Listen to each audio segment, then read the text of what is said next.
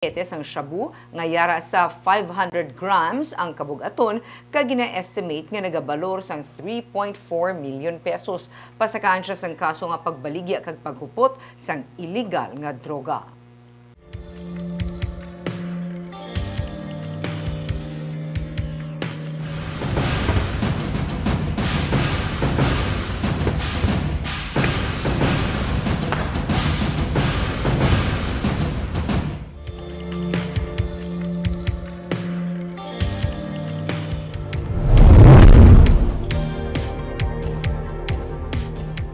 Sa number 5, isa ka misis ang patay samtang pilaso naman ang iya mister matapos nga malapakan sang truck. Patay si Lilibeth Arandilla matapos malapakan sang truck nga may karga sang tubo samtang pilaso naman ang bana nga si Danilo matapos mabungguan sang jeep ang ila ginasakyan nga tricycle kag naglabog sila sa dalan samtang may nagapakadto nga truck sa barangay Patik, Pulupandan Sabado sang aga. Suno kay Police Captain Eman Anacleto, hepe sang Pulupandan PNP. Padulong sa sorang tricycle nga ginamaneho ni Danilo kag iya backrider ang iya asawa nga si Lilibeth kag nagasunod naman ang POJ sa ila pasulod sa Banwa sang Pulupandan. Ang jeep ginamaneho ni Geoffrey Chica pasulod sa town proper nagasugata sa ila ang 10-wheeler truck nga may karga nga tubo nga ginamaneho naman ni Alvin Jan Cordero. Sa investigasyon sang kapulisan, nabungguan sang jeep ang likod nga parte sang tricycle, rason niya ginuwarik sang driver ang manibela, kabangdanan nga naglapaw man sa lane sang truck ang tricycle. Bangod sa impact, nagtabog ang mag-asawa kag nalapakan si Lilibeth sang truck nga nagresulta sang iya kamatayon. Samtang gindala naman si Danilo sa Bago City Hospital matapos nautod ang kamalagko sa kamot. Ang driver sang truck kag jeep ang yara karon sa custodial facility sang Pulupandan Municipal Police Station.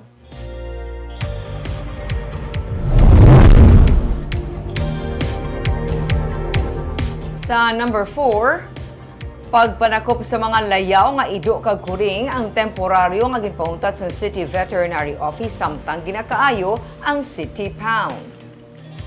Ginsugura na sa mga caretaker sa Bacolod City Pound sa Barangay 35 ang pagkaayo sang nagkalaguba nga kennel kag pati na mga gate kag pudal nga nagkalawasak. Iniagud mapunggan ang pagpalagyo sa mga nasikop nila nga mga layaw nga ido. Suno kay Dr. John Kabugwason, ang Assistant Department Head sa City Veterinary Office, temporaryo anay nga magauntat ang impounding team sa pagpangsikop sang layaw nga hinuptanan samtang wala pa makaayo ang City Pound. Nagligad lang nga Enero 28 sa nakapalagyo sa City Pound ang 11 ka mga ido matapos ila ginguba ang daan nga mga grills kag mesh wire sa gates ng City Pound. Nagapabilin nga missing ang 11 ka mga ido. Gindugang ni Kabugwason nga magluwas sa plano nga i-rehabilitate ang City Pound, ginatun-an man ang pagtukod sang dog shelter sa syudad.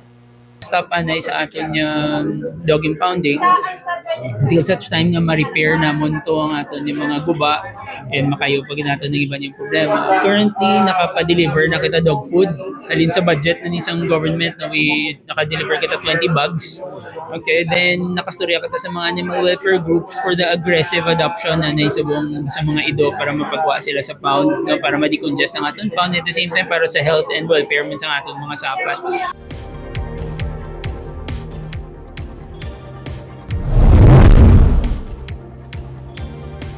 Sa number 3, hindi magdubo sa 6 billion pesos ang ginareport na ganar gikan sa turismo sang 2023. Nagsaka man sa 36% ang tourist arrivals. Suno kay Provincial Tourism Officer Cheryl Dicena, masiling nga ang tourism industry tigayon na nga naka-recover humalin sang nag-igo ang pandemic. Ang dato sa 90% pa lamang sang nagsulod nga report para sa overnight tourist sa 2023. Gani magasaka pa ini. Sang 2022, 510,022 ang overnight tourist arrival. Ang partial datos naman para sa 2023, 692,190 ang overnight tourist arrival.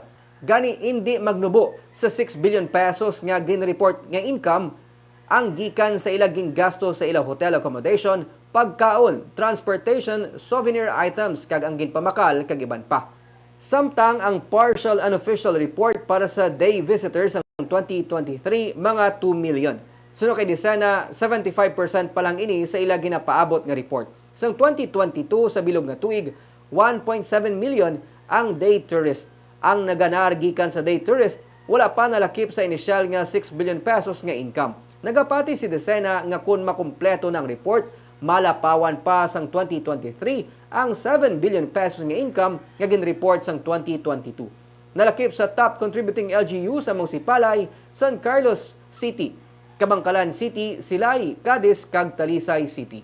We have recovered fully. Pero when we say fully, pag ginagani iban nga they're still just emerging or they're still just developing their tourism offerings. But with a double-digit growth of 36%, I think it's very safe that we are actually fully recovered and actually getting stronger naman in the next months to come. Nagtaas, magmamahatol yung foreigner nga nag-visit diri sa Negros. Okay, so it's always been about 10% of the figures naton, sir, na nag-aabot sa province. So I actually have top foreign, taga-anta ka mo if it's okay. So we're still registering the United States as top foreign market, followed by Korea, Germany, Canada, Australia, China, and Japan.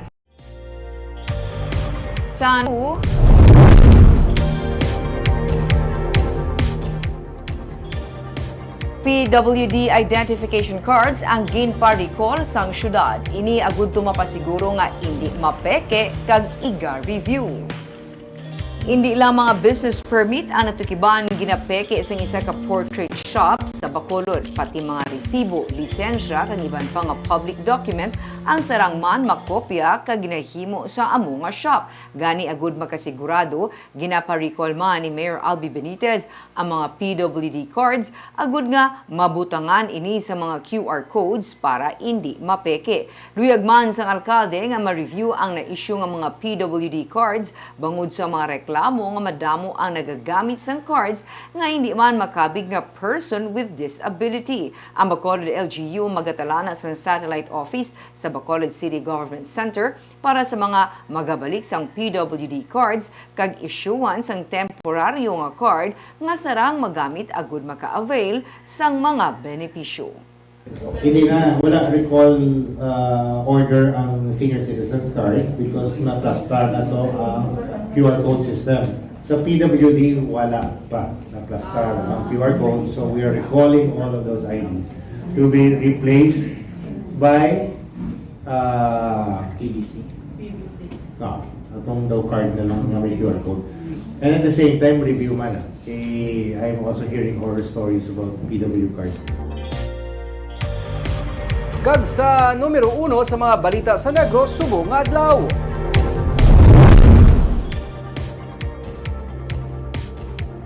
Nagapameke sang business permit sa Bacolod arestado sa entrapment operation. Ginausisa na karon kung sino mga empleyado sang syudad sa Bacolod nga parte sa sini nga sindikato. May report si Romeo Subaldo. Nagpalabot sang reklamo ang isa ka negosyante sa Bacolod sa isugid kay mayor nga programa. Pag-scan niya sang iya QR code sa iyang business permit, lain nga ngalan sa negosyo ang nagtuhaw kag expired ang business permit. Istorya niya, ginsalig niya sa kakilala niya nga nagatrabaho sadto sa Bacolod City Government Center ang pag-process ng iya business permit kay masako siya. Ginpalihog namon nga taga NGC nga siya ma-process ang akong nga documents para mas madasi kay convenient pan para sa amon iti as sa konbing sako kami way na kami time magpila-pila pa so nagbayad kami sang tadlong. Kag sini nga tuig, sang iya na nga staff ang nagproseso sini, nakibot siya sa kadako sang iya balayran. Peke gali ang iya unang ginauyatan nga permit. May nagtawag sa iya kahit pakadto siya sa Bargain Square Mall sa downtown sa Bacolod, kag dito magawad sang bago nga business permit. Ang lugar kung saan ginaprinta ang peke nga permit, is-shop. Nagapang-printa man sila sang peke nga mga business permit. Ginascan ang daan nga permit, assessment kag resibo. Pagka-scan, ginapang-islan ang mga ngalan kag ginaprinta. Sunod sa staff sang Kurit Portrait Gallery nga si Jamon Oliveros, sa 1,000 pesos, makapahimo ko sang peke nga business permit sa ordinaryo nga papel. Kung special paper, additional 300 pesos. Kung ban paper ya. Kung board madugang pila 800. Ano? Kaya kundi ang sukot mo gina 1,000. Mo may 1,000. Kung islan ko board, pilay dugang mo. 300. So bali 1,300 tanan. 1,300 tanan. Natigayon na paghimo sang peke nga permit, assessment kag resibo. Ginrefer ang kaso sa National Bureau of Investigation. Ginplano ang isa ka entrapment operation. Sa planuhay pa lang, nagwa sa records ang NBI ang tag-iya sang among portrait shop nga si Rodrigo John Jose Jr. ang nadakpan na sadto kag nakasuhan bangod man sa pagpanghimo sang peke nga ID. Biyernes, nagpatigayon sa entrapment operation ng NBI pero natiktikan sila sang mga sospek. Sabado, ginplano ang isa pagig entrapment operation sa sulod na sang isa ka mall. Dugay-dugay, nagduhulay na sang kwarta ang asset kag staff sang portrait shop. Gilayon nga ginakup sang NBI si Jaymond. Sa NBI office, nagpanugid na si Jaymond. Iya kuno nga boss nga si Mr. Jose ay nagapang-refer sa mga kliyente nga nagapahimo sang peke nga business permit. Ano ba ito? Kabalo siya, mamaya mo na. Kabalo siya nga gapang peke nga documents. Siya nasugo sa imo. Isumuga mo na tabo, paano na? Tatlo na siya katuig nga nag-staff sang Kulit Portrait Gallery. Graphics editor ang iya ginaplayan nga obra pero wala siya maglaom nga pagpameke sa mga dokumento ang ipahimo sa iya. Sa paglantaw ni Mayor Abdi Benitez, sindikato nga ginabugusan sa mga empleyado sa syudad kag pribado nga mga persona ang sa likod sini. Involvement sa mga tao with this kind of mga illegal activities. And we are looking, it's not just perpetrated by one person, two person, three person. Kagawa ni siya daw sindikato na ang people behind this kind of mga illegal activities. So we will continue the investigation. We will continue all of our anti-corruption drive so that we'll clean up City Hall as well as all the others doing mga illegal activities. Kasuhan siya sa NBI sa falsification of public documents pero kuhaan man siya sa statement para manabat man ang iya nga boss. Padalman sa syudad kung sino ang mga empleyado nga upod sa grupo.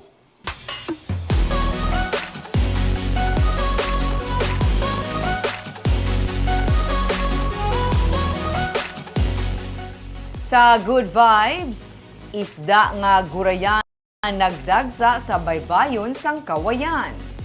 Blessings, ini ang pagkabig sa mga residente sa Barangay Linawon sa Banwa sang Kawayan sa pagdagsa sang isda nga gurayan sa ilang nga baybayon. Sa video nga kuha ni Jenna Gayans Cadalina, Biyernes, una nga nagdagsa ang among nga isda sa baybayon. Gani nagtipo ng mga pumuluyo, bitbit ang mga banyera kag yara sa 45 ka banyera sa mga isda ang ila nakuha. Sang Sabado, liwat na naman ini nga nagdagsa, gani liwat nga nagdagsa man ang mga pumuluyo sa baybayon. Ang Kawayan ang may pinakamalaba nga coastline sa Negros Occidental kag kilala bangod sa mga matahom nga baybayon kag may diving spots man diri. Barbs, grabe, fiesta man ang mga taga-Kawayan sa nagdadagsa nga gurayan. Garay ba? Pero Nick, wala pag ko na nakasaksi no sa pagdagsa. Di ba sang mga nagliligad may ara na gani ng angel, ano ginang shell na pala? Shell. Subong ya gurayan naman. Buga na magida ang mga baybay sa aton nga kalalauran sa probinsya. Kag dapat amlikan. Kag amay ato mga balita sa Negros subong nga adlaw. Kay man sa panahon karon importante nga may ihibalo ka sa nagkakatabo sa imo nga palibot. Pero dapat balanse kag insakto mga impormasyon. Padayon kami nga magapangat sa Negrosanon. Ako si Barbara Mijares. Kag ako naman si Nico Delfin. Tugtubwas, mayong hapon.